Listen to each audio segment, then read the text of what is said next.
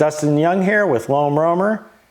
Today, I'm looking forward to talking to you about the 2021 Specialized Epic Evo. I got the chance to ride this bike in the Expert build. Pretty good build, really good bike. Gonna tell you what I like about it. Got a few things I wasn't a big fan of. One of them really easy to fix. The other is just the way the bike is. Get you all that information today. And I hope you really like the way I go through this review process. So let's talk today about the specs of the bike. Start with the suspension because this is where they really departed from a 2020 Epic Evo or any Epic in the past. No more brain. Now, I think this worked really well if you recognize the intent of this bike and you buy it for what it was built for. I think this was a really good decision on their part. So you get the front fork is now a SID Select Plus. You got 35 mil stanchions. That means they understood that this bike was going to be ridden a little harder. It wasn't race only. You're going to trail ride it. You're going to train on it. This bike could race Downieville in this build. This would be a good race bike for something like that because you got a little more front travel, it's burlier, it can take all that pounding in the rocks and you're not gonna get all that front flex and feel like you're gonna go OTBs, that front end's flexing on you. They did a really good job. The intent of this bike was to be down country or whatever term you wanna use for this. And that fork just sold it. Out of the gates, they understood it. And using that Lux Select rear end and getting rid of the brain, they've given you control of the rear end and it's a little more supple, a little better small bump compliance. I haven't ridden a 2021 Epic to know, they say you can turn the brain off, but I still don't know in that design if it's not still sort of race firm, even when you turn it off. So I can't do a real comparison there, but I can tell you this bike had a nice pedaling platform. It pedaled really well. It had a nice 66.5 degree head angle. That's another big change they've made. And you got the feeling that they said, hey, we want to build an all-day rider, a trainer, a light trail bike, right? So you're not going to go out and bash steep trails and technical trails or you know, this is not a hucker bike. It's not even a lot of jumping bike. But it is a fast technical riding bike and it definitely can be pedaled and you can go out and push this thing. So, you know, from just that alone, one of the things it got rid of was the swap box. That's all about cutting weight. No horse link. That is one of the ways they've lightened up the bike. You're now getting all your flex in the seat stays. This is something I'm going to talk about a little later because it's something that I felt something in the bike that I don't remember in the Horselink version, and that's something I just think that the way the bike was designed to be managed and ridden. There is a flip chip in the rear shock. That'll give you half a degree head angle and about 6 mil of bottom bracket change. 6 mils, roughly a 1/4 inch. So you already have a 13 1/4 inch bottom bracket. So you've got a pretty traditional cross-country height bottom bracket at 13 1/4 inches.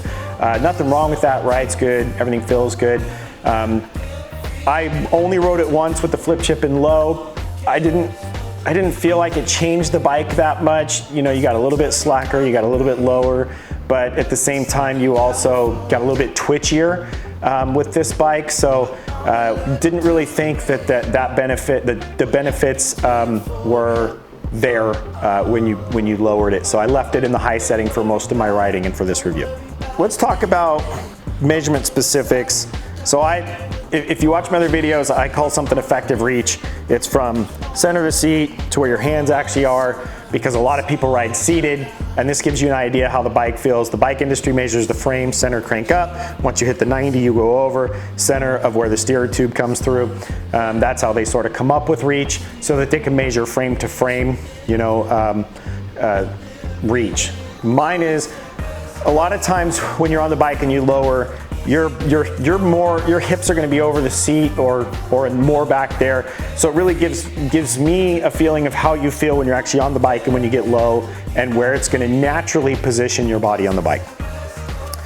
That was 24 1/8 inch, but they run a 60 mil stem. I normally do these measurements with 50 mil stems on every bike, 27.5 inch seat height, so I can get a really consistent measurement across every bike.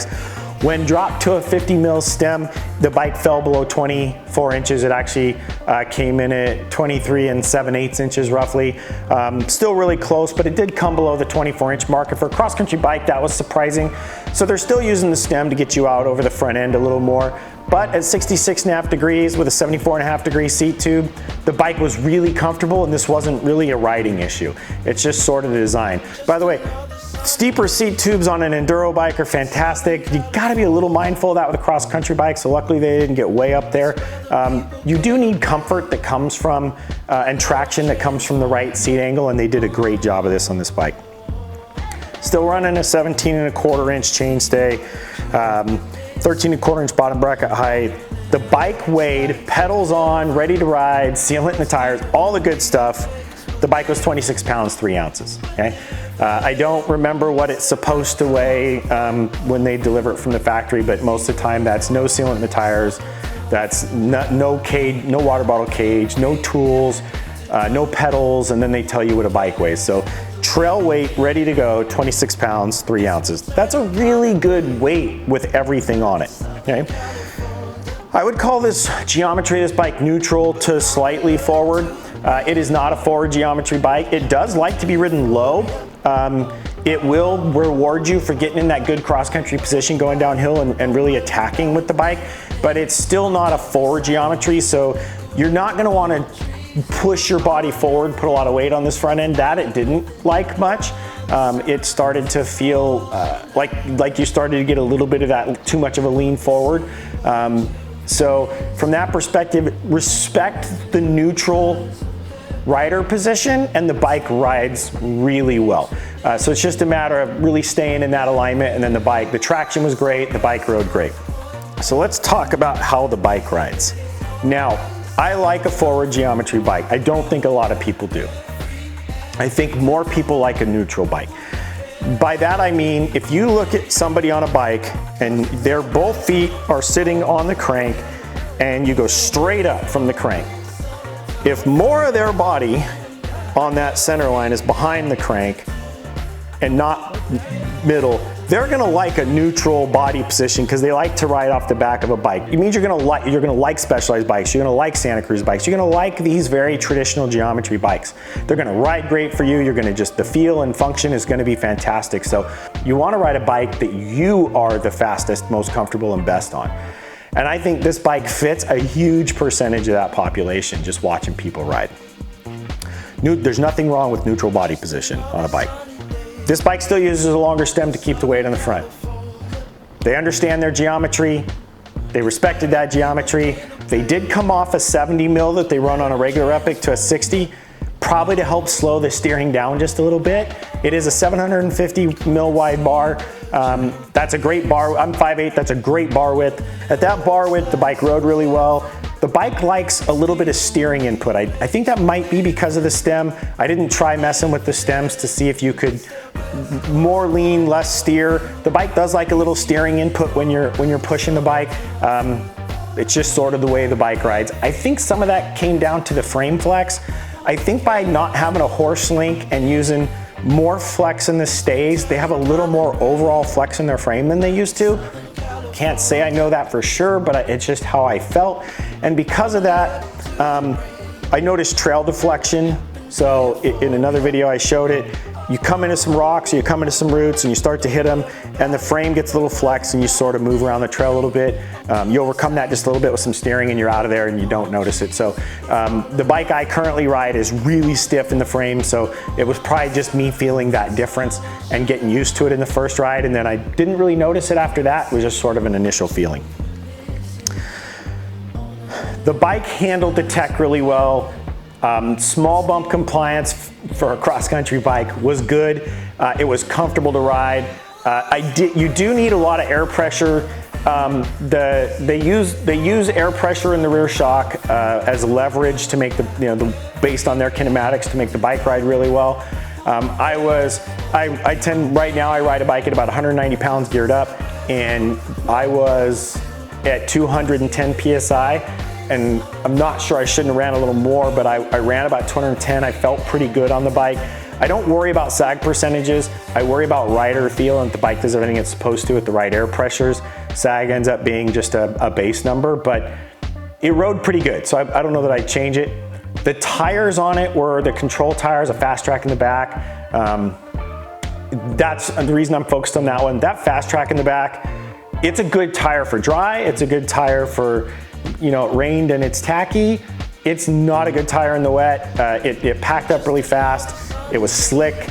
It did not shed mud. I know because I rode the bike one day in pretty wet conditions, and that rear tire is not a wet weather tire. So again, super easy to fix. Just change to a wet weather tire and have a good time. But know if you buy the bike and you intend to go ride it in the wet, that rear tire is gonna feel pretty slick and unstable and struggle with traction.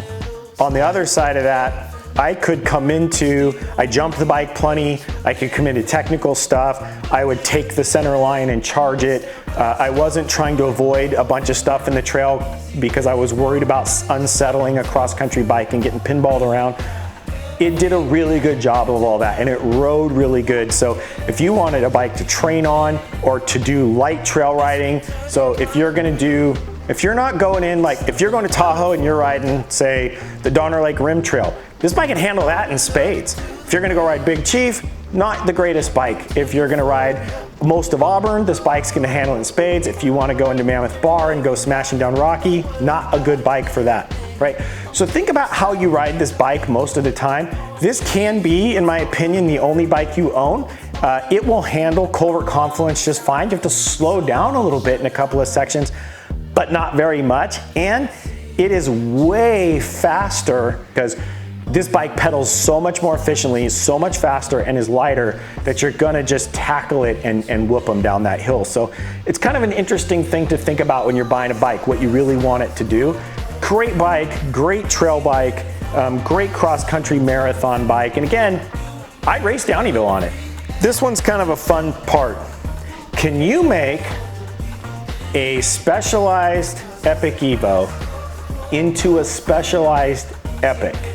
What's the big idea? Yes. So I confirmed this was Specialized. Now, there's caveats. Let's get into those. One, that rear linkage where the shock mounts, you can change it. You can get the rear linkage for an Epic and put it on an Epic Evo. The front triangle is identical.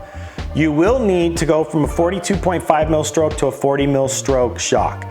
So either a 2.5 mil spacer thrown in the shock that came with the bike, or just buy the right shock and have two shocks.